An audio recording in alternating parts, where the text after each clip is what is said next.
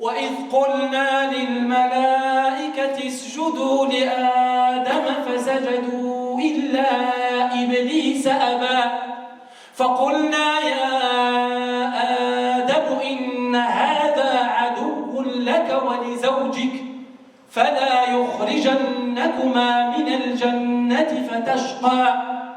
الله عز وجل يقول هذا عدو لك ولزوجك وأنت تقول لأن الشيطان بريء. لا تغضب. Le premier mot, c'est l'équivalent de non en français. Et le deuxième mot, c'est la colère. Et si on le traduit en français, ne te mets pas en colère. Alhamdulillahi Rabbil Alamin. إن الحمد لله نحمده ونستعينه ونستهديه ونعوذ بالله من شرور أنفسنا ومن سيئات أعمالنا من يهده الله فهو المهتد ومن يضلل فلن تجد له وليا مرشدا وأشهد أن لا إله إلا الله وحده لا شريك له وأشهد أن سيدنا وحبيبنا وعظيمنا وشفيعنا محمدا عبد الله ورسوله أرسله ربه بالهدى ودين الحق ليظهره على الدين كله ولو كره الكافرون. اللهم صل وسلم وبارك على سيدنا محمد. إخواني قبل أن نبدأ تقدموا إلى الأمام رحمكم الله في أماكن فارغة. يعني هذا المكان عن يميني يعني في المسجد فارغ فالله يجزيكم خير. حاولوا باش تملؤوا الفراغ إن شاء الله. Essayez de remplir les vides. Il y a beaucoup de places qui sont vides. Et comme ça, on va gagner du temps, Inch'Allah, on ne le rappelle pas à chaque fois. Et même les frères qui sont derrière, ils vont s'asseoir et écouter le khutba aussi. Au lieu de rester faire les places, essayez, Allah yajazikum khair, que chacun, quand il voit une place devant, Inch'Allah, qu'il avance. Barakallahu fikum. نتكلم اليوم أيها الإخوة ولقاؤنا اليوم مع حديث هو في حد ذاته معجزة من معجزات الرسول عليه الصلاة والسلام. حديث معجزة هو من المعجزات وستفهمون لماذا أقول هذا الكلام. مفردة واحدة حديث يتكون من كلمتين لا ثالث لهما. حديث جامع كلمتان قالهما الرسول عليه الصلاة والسلام أجمل الخير في اتباعهما وأجمل الشر في مخالفتهما. جوج الكلمات. وهذا من معجزات الرسول عليه الصلاة والسلام أن عنده صلى الله عليه وسلم الحكمة في القول فكان يقول الكلام القليل ولكن معناه كبير. كلمتان الإمام ابن رجب رحمه الله شرح هاتين الكلمتين في كتابه المعروف جامع العلوم والحكم. شرح هذا الحديث في 18 صفحة. كلمتان. Donc nous allons voir un hadith aujourd'hui du prophète alayhi salatu wassalam et ce hadith en lui-même fait partie des miracles du prophète alayhi salatu wassalam. C'est un hadith qui est très court et qui se compose de 2 mots en arabe. 2 mots.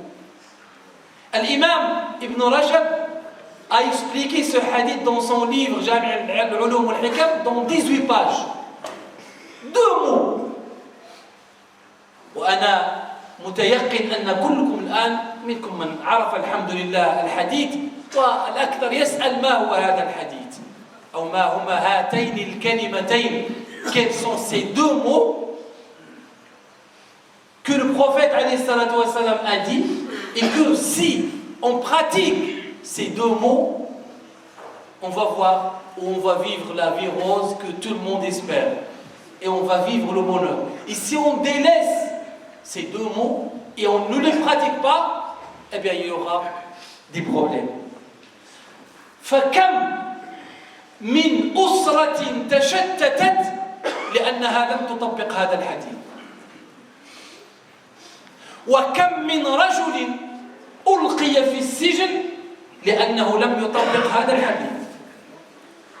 وكم من امرأة ضيعت نفسها وضيعت أهلها وأولادها لأنها لم تطبق هذا الحديث. Combien de familles ont été détruites parce qu'elles n'ont pas pratiqué ce hadith? 2 mots. Et combien d'hommes ou même femmes sont en prison parce qu'ils n'ont pas pratiqué ce hadith? Et combien de jeunes se trouvent aujourd'hui dans les problèmes parce qu'ils n'ont pas pratiqué ce hadith? Et combien de problèmes dans la société musulmane parce qu'ils n'ont pas pratiqué ces 2 mots. هاتين الكلمتين والحديث صحيح. Donc le hadith, il est authentique et qui est rapporté par Abu Huraira radiyallahu anhu wa arda. إذن فهي وصية لي ولكم أجمعين إن شاء الله. Donc c'est un conseil pour moi en premier et pour vous, frères et sœurs. كلمة أو وصية موجزة وجامعة لخصال الخير. Donc c'est un conseil qui englobe tout le bien. كل الخير في هذه الكلمة. كلمة أو كلمتان جديرتان بالحفظ والتطبيق. 2 mots qu'on doit apprendre par cœur et pratiquer. Qu'on doit connaître et savoir et mettre en pratique. فمن سار على هذا الدرب رشد ومن اتبع هاتين الكلمتين أفلح والذي بعث محمدا بالحق ليفلحن. لأن الكلام ليس كلامي بل هو كلام رسول الله صلى الله عليه وسلم. Celui qui pratique ce hadith, croyez-moi, il va vivre le bonheur. يقول يعني لكي لا أطيل عليكم ما هو هذا الحديث وهو عن أبي هريرة رضي الله عنه وأرضاه وموجود في البخاري. il est rapporté dans le Bukhari. يقول أبو هريرة رضي الله عنه وأرضاه أن رجلا جاء إلى الرسول عليه الصلاة والسلام وقال له يا رسول الله صلى الله عليه وسلم أوصني. Un homme est venu voir le prophète عليه الصلاة والسلام. Il lui dit يا رسول الله donne-moi un conseil. وفي رواية أخرى أن الرجل قال يا رسول الله صلى الله عليه وسلم دلني. سمعوا النصيحة كيف يطلب النصيحة كيف يسأل الرسول عليه الصلاة والسلام النصيحة. قال له دلني على عمل يدخلني الجنة ولا تكثر علي. فمن سأل محمد صلى الله عليه وسلم الذي أعطاه الله جوامع الكلم. Et dans une autre version, le monsieur vient voir le prophète alayhi salatu wa sallam et lui dit Ya Rasulallah, montre-moi ou dis-moi quelque chose que je puisse faire et qui va me faire rentrer au paradis, mais sans être, c'est-à-dire le plus bref possible. Et à qui il pose la question? Au prophète alayhi salatu wa sallam, qui en lui-même, qui a cette capacité de dire le minimum et qui englobe beaucoup de choses. فبماذا أجاب الرسول عليه الصلاة والسلام؟ أظنكم عرفتم الحديث وعرفتم الوصية التي أوصى بها الحبيب صلى الله عليه وسلم هذا الرجل. قال يا رسول الله صلى الله عليه وسلم أوصني. قال الكلمة الأولى لا والكلمة الثانية تغضب. لا تغضب. 2 mots. Le premier mot, c'est l'équivalent de non en français. Et le deuxième mot, c'est la colère. Et si on le traduit en français, ne te mets pas en colère. ابتسم لا تغضب. فبما يفيدك الغضب؟ لا شيء. Qu'est-ce que tu tu vas gagner avec la colère? Rien. Ne te mets pas en colère. وفي الحديث أن الرجل سألها مرارا plus qu'une fois. أوصني يا رسول الله لا تغضب. أوصني يا رسول الله لا تغضب. أوصني يا رسول الله لا تغضب. Plusieurs fois. Ne te mets pas en colère. هذا الوصية من الرسول عليه الصلاة والسلام. فالغضب جماع الشر. Et je pense qu'il n'y a pas un ici parmi nous, ou une, qui va dire le contraire. Que la colère, c'est la source des problèmes. Se mettre en colère est une source de problèmes. قيل لعبد الله بن المبارك رحمه الله أجمع لنا أو اجمع لنا حسن الخلق في كلمة. يعني جاءوا ناس عند عبد الله بن المبارك وقالوا له قل لنا ما هو حسن الخلق ولكن قله في كلمة. Il y a des gens qui sont venus voir Abdullah ibn Mubarak, que vous connaissez, rahimahullah, et ils lui ont dit donne-nous, ou bien rassemble-nous la bonne éthique ou le bon comportement dans un mot. فيقول عبد الله ibn المبارك ترك الغضب. Laissez la colère. ترك الغضب. طبعا الغضب فيه بعض الامور اللي ممدوحه. متى يغضب الانسان؟ وهذا الشيء علمه لنا الرسول عليه الصلاه والسلام. قد يغضب الانسان اذا كان الغضب لله عز وجل ولرسوله.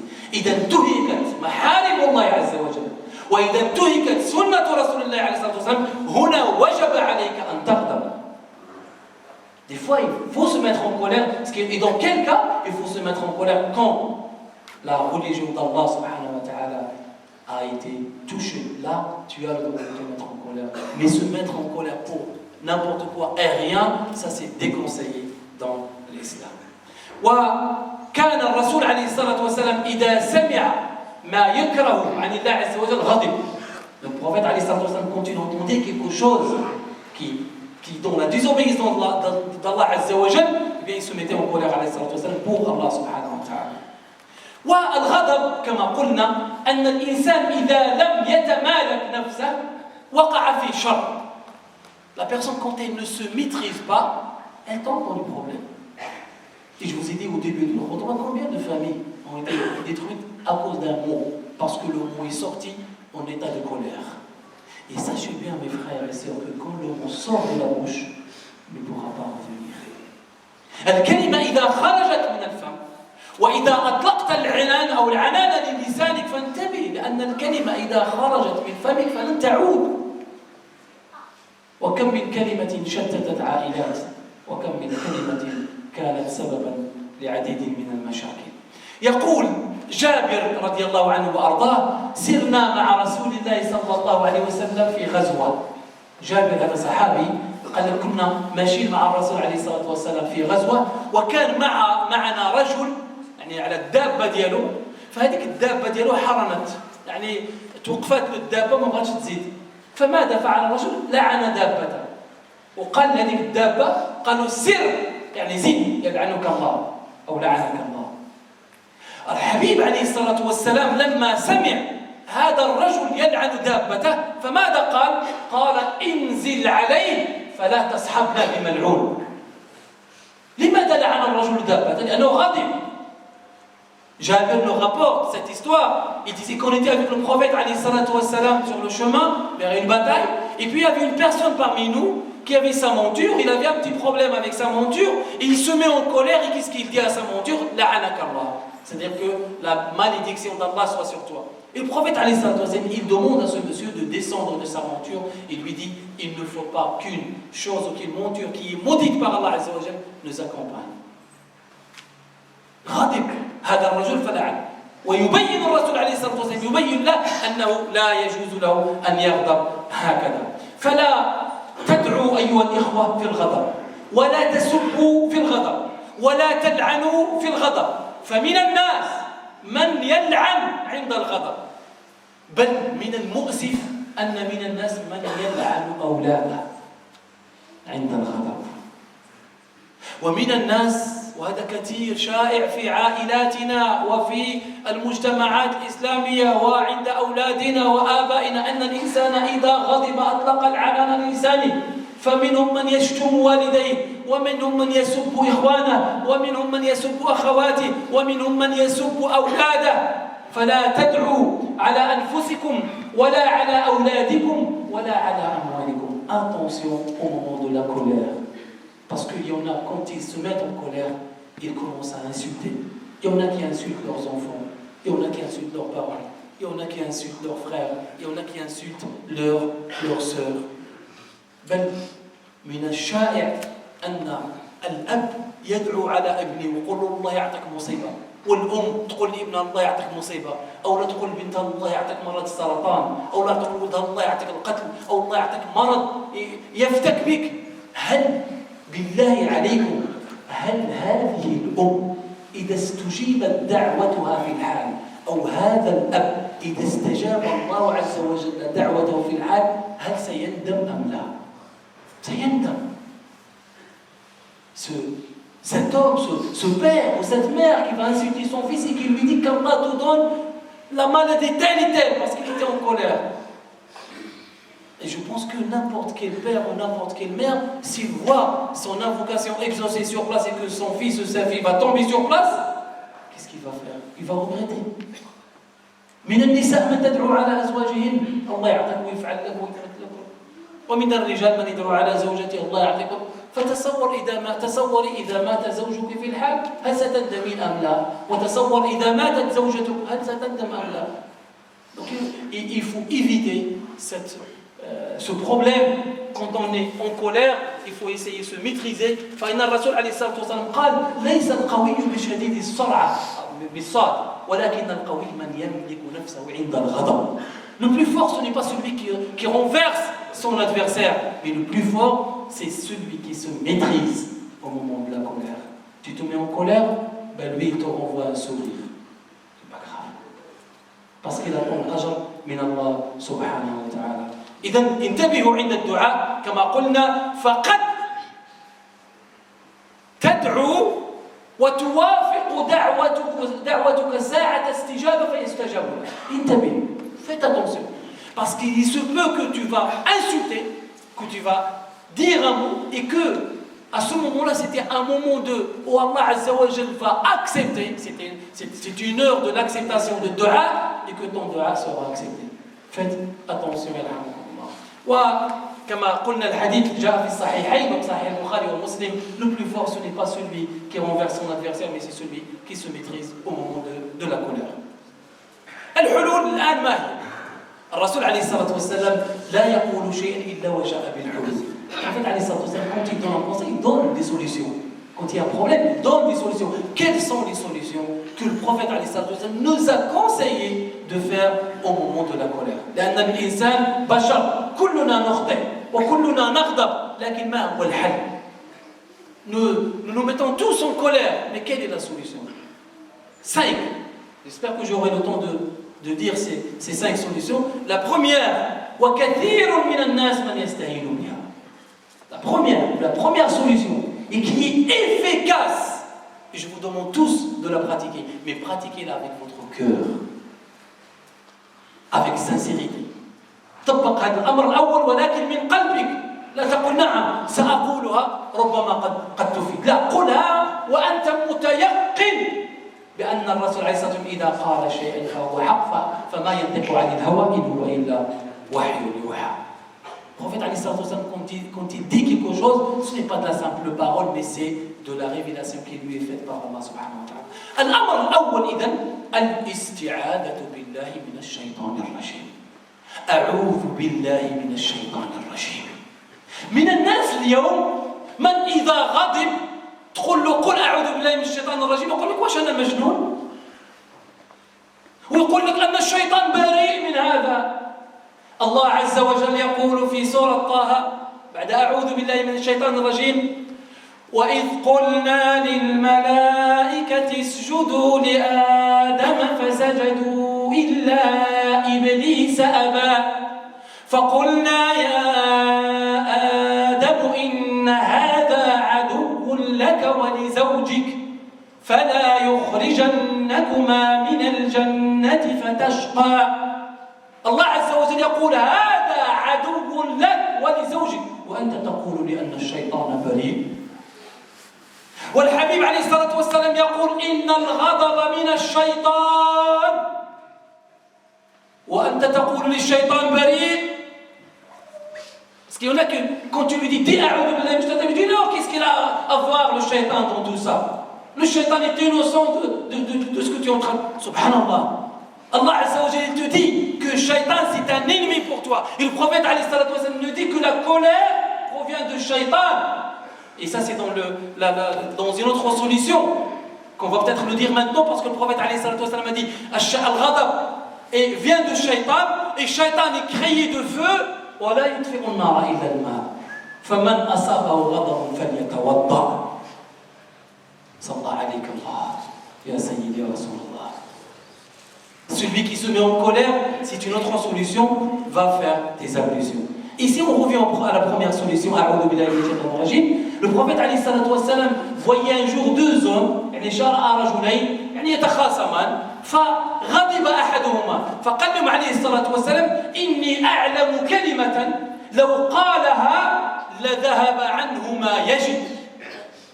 Le prophète عليه الصلاة والسلام voyait ces hommes, deux hommes qui se sont mis en colère, et le prophète عليه الصلاة والسلام il a dit je connais un mot, si ce monsieur-là le dit, s'ils le disent, eh bien il ne sera plus en colère.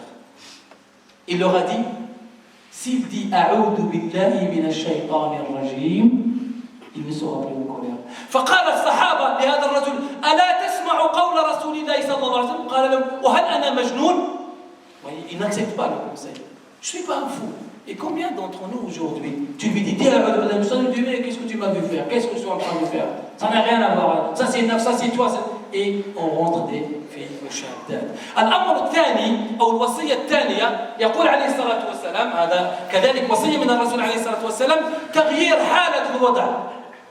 يعني إذا كان الإنسان واقف وغضب فليجلس، فإذا لم يذهب غضبه فليضطجع.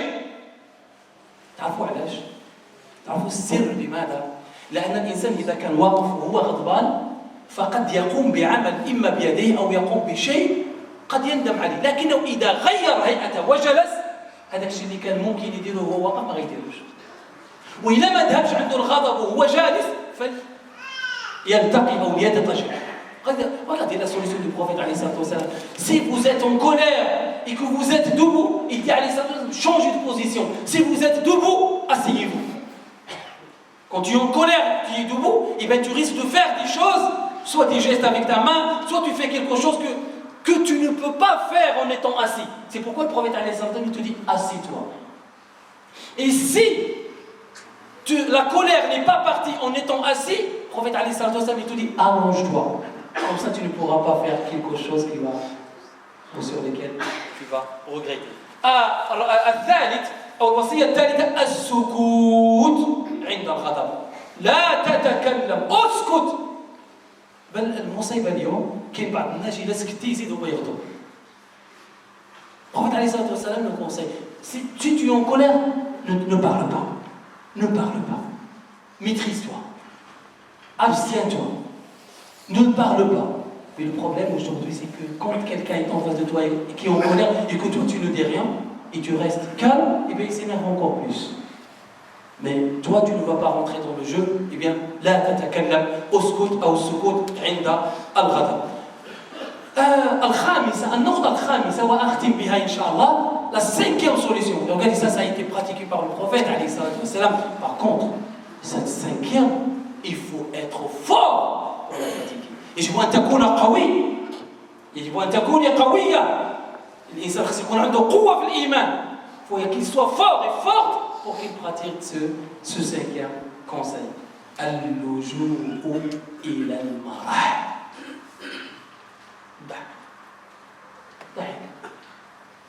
C'est la plaisanterie. C'est-à-dire utiliser les solutions de... Il faut rigoler. Man, moi je vais m'éclater de colère et toi tu me dis de rigoler, de dire quelque chose qui va faire rigoler mon adversaire. Le prophète alayhi salatu wa salam un jour, اسمعوا هذه القصة، أن أبو بكر جاء رضي الله عنه وأرضاه جاء عند الرسول عليه الصلاة والسلام ليستأذن، فسمع عائشة ترفع صوتها على النبي عليه الصلاة والسلام. prophète Abu Bakr radiallahu anhu est venu voir le prophète et quand il frappe à la porte, il entend Aïcha. Aïcha, vous savez, c'est la femme du prophète, c'est en même temps la fille de Abu Bakr. Et quand Abu Bakr entend, qu'est-ce qu'il entend? Il entend Aïcha qui lève ou qui hausse sa voix devant le prophète. ويدخل أبو بكر. Donc le prophète a demandé à Abu Bakr de rentrer. فدخل أبو بكر. فماذا فعل؟ ذهب إلى عائشة. Quand il rentre, il va voir directement Aïcha radiallahu anha. فقال أبو بكر رضي الله عنه وأرضاه لعائشة لا أسمعك ترفعين صوتك على رسول الله. Je ne t'entendrai plus hausser ta voix sur le prophète. Il va voir directement sa fille. Voyez quel beau père. C'est beau. Il vient de côté de son gendre. Prophète alayhi salatu wassalam. Aujourd'hui, on a, bien sûr, je ne généralise pas. Ah, t'as bien fait. Il mérite. Zian, Zidi, Até. Khasek tkoni hakdak, bint Bak. Fille de tel fille, tel père. C'est bien. Continue. Abu Bakr dit non. Il va voir directement Aïcha. Wa rafa'a yadaha radiyallahu anha wa arda wa arada an yartimaha. Alors il a voulu, elle qui est haussé sa voix sur le prophète alayhi salatu wassalam. Abu Bakr rentre. Il voulait frapper sa fille Aïcha. Qu'est-ce qu'elle fait Aïcha? Elle se couvre derrière le prophète عليه الصلاة والسلام. فجاءت وراء الرسول عليه الصلاة والسلام والرسول عليه الصلاة والسلام يعني غطى على عائشة ومنع أبو بكر باش ما يضربش عائشة. Il a essayé de protéger Aïcha, celle qui haussait la voix, et c'est lui qui la protège عليه الصلاة والسلام. Et Abu Bakr sort, regardez même en ce moment de colère, le prophète عليه الصلاة والسلام dit ce qu'il fait. قال لعائشة رضي الله عنها وأرضاها كيف رأيتيني T'as vu comment je t'ai protégé contre le monsieur, contre l'homme qui voulait te frapper? Et il fait un sourire, faites-le. C'est difficile, c'est pas évident. Au moment de la colère, fais un sourire. Mais le problème, c'est que quand tu fais un sourire, ton adversaire va penser que tu te moques de lui. Mais nous, on va se mettre tous d'accord, Inch'Allah. Je reprends à une colère avec un sourire. Si je te fais un sourire quand tu es en colère contre moi, eh bien sache bien que ce n'est pas un sourire de moquerie, mais c'est un sourire de pratique de ce hadith du prophète alayhi salatu wassalam. إذا إن شاء الله نقف عند هذا الحد ونسأل الله عز وجل أن يقبل منا إن شاء الله أعمالنا ويجعلنا من الصالحين. الحمد لله رب العالمين والصلاة والسلام على خير الأنبياء والمرسلين سيدنا محمد وعلى آله وصحبه وسلم تسليما. إذا إن شاء الله نخرج من هنا بإذن الله من هذه الجمعة بهذه النصائح أن الإنسان لا يغضب ويعرف بأنه لا عيش إلا عيش الآخرة. راه ما الدنيا غير الآخرة. لقاء مع الله سبحانه وتعالى. أما هذه الدنيا فهي فانية. Il faut juste être sûr que cette vie elle est éphémère, elle va partir. Et un jour on va rencontrer Allah subhanahu wa ta'ala. Donc ça sert à rien de se mettre en colère et de perdre des cellules nerveuses pour rien. Je m'énerve pour rien, je me mets dans la colère, je me mets dans le problème, ça ne sert strictement à rien. Et rappelez-vous de ces conseils qu'on vient de citer, dire A'udhu billahi minash shaitanir rajim, changer de position, ne pas parler au moment de la colère, faire ses ablutions et utiliser des mots pour rigoler au moment de la colère, Inch'Allah. Allah subhanahu wa ta'ala nous barika fi hada liqa. Wa qabla an akhtim, il y a quelques informations, Inch'Allah. La première, donc les frères, Inch'Allah, de l'association vous appellent, s'il vous plaît, d'adhérer à l'association, parce que plus on a beaucoup d'adhérents, plus les musulmans, Inch'Allah, auront du poids dans leur ville. Et donc l'affiche, elle est à l'extérieur.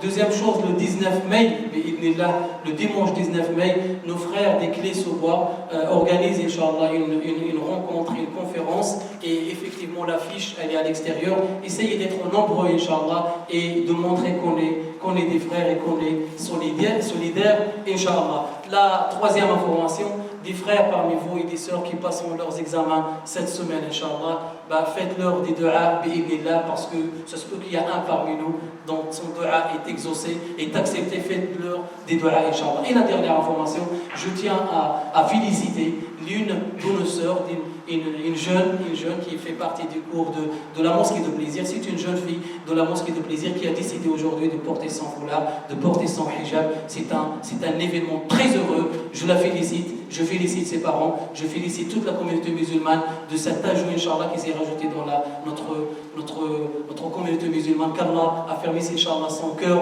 et qu'il la laisse sur le droit chemin et qu'il guide toutes nos filles et nos sœurs et nos mamans à porter ce hijab, Inch'Allah, ce symbole de piété et ce symbole de foi. Allahumma اغفر ذنوبنا واستر عيوبنا وتول أمرنا وارحم ضعفنا واجمع شتاتنا اللهم ارحمنا وارحم والدينا اللهم ارحمنا وارحم والدينا وصل اللهم وسلم وبارك على سيدنا محمد وعلى آله وصحبه وسلم تسليما سبحان ربك رب العزة عما يصفون وسلام على المرسلين والحمد لله رب العالمين.